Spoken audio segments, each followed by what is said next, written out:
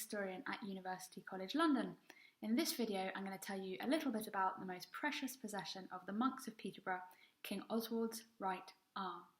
Now, Oswald was a Christian king of Northumbria who died in battle in 642. Slain by the Mercian king Penda, he was soon recognised as a saint, and at some point shortly before the Norman conquest, and in highly dubious circumstances, the most famous relic associated with this saint king, his incorrupt right arm, was moved from Bamber in his native Northumbria to Peterborough. In the 13th century, writing at the behest of the monks of Peterborough, Henry of Avranches described this as a theft done by the will of God. But what was this relic, and why did the monks of Peterborough want it so much they were prepared to steal it? Our major source for Oswald's life is Bede's Ecclesiastical History of the English People, which contains a story about Oswald's arm.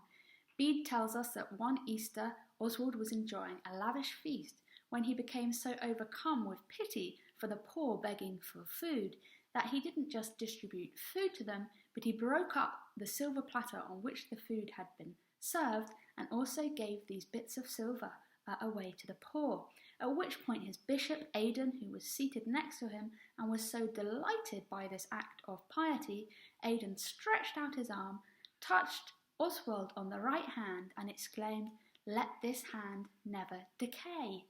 And Bede tells us that's what happened. When Oswald died, his right arm and hand were cut off from his body and they remained incorrupt. They didn't rot. Now, the monastic community at Peterborough had originally been founded within a few decades of Oswald's death, but it had then been destroyed by the Vikings in the 860s before being refounded in the 970s.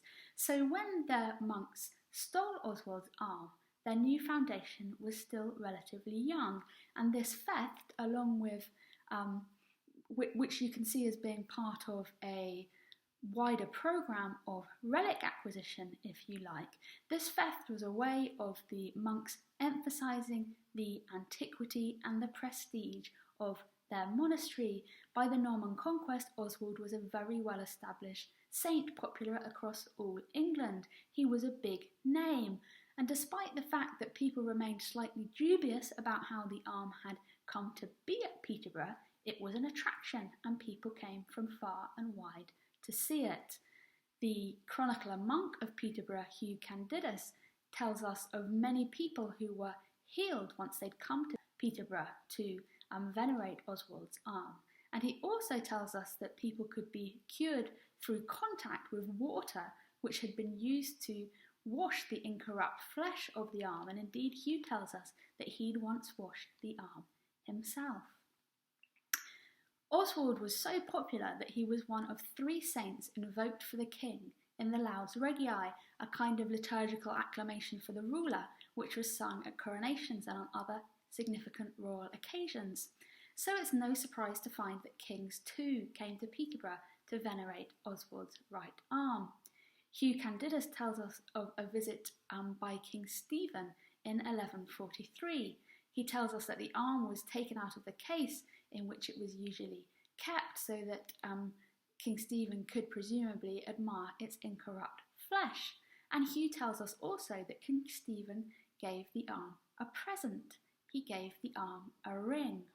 Now, I think we can probably imagine that this ring was used to decorate the case in which the arm was kept. Although Oswald's arm went missing from Peterborough at the Reformation, we know that reliquaries were often shaped like the body parts that were contained within them, and that people did occasionally adorn them with appropriate jewellery.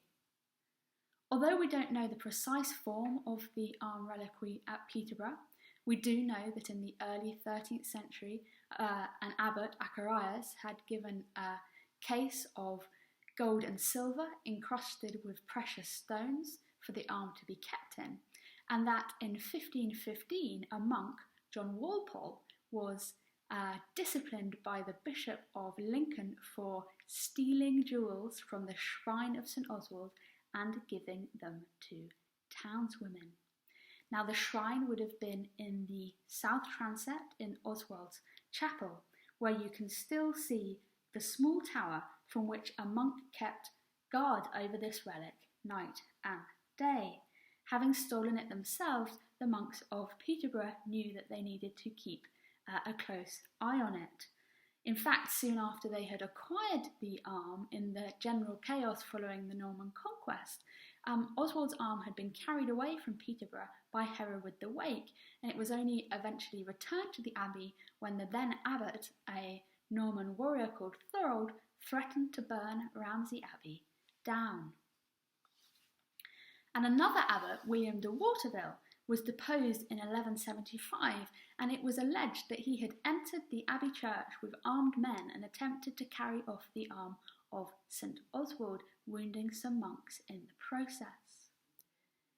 When justifying the theft of the relic, Henry of Avranches claimed that Oswald wanted to be venerated at Peterborough rather than at Bamburgh because the monks of Peterborough were more diligent in singing the psalms, and the evidence that survives certainly suggested that they celebrated Oswald's feast day on the 5th of August with great ceremony. It was designated a principal feast in Peterborough calendars, one of only 6 immovable feasts that were given this high status, which put it on a par with Christmas. The monks would have worn their copes, and the arm would have been carried in candlelit procession around the abbey church. We know that a full chant cycle survives from Peterborough for Oswald's feast day, and in fact the entire octave, so the entire 8 days of his feast.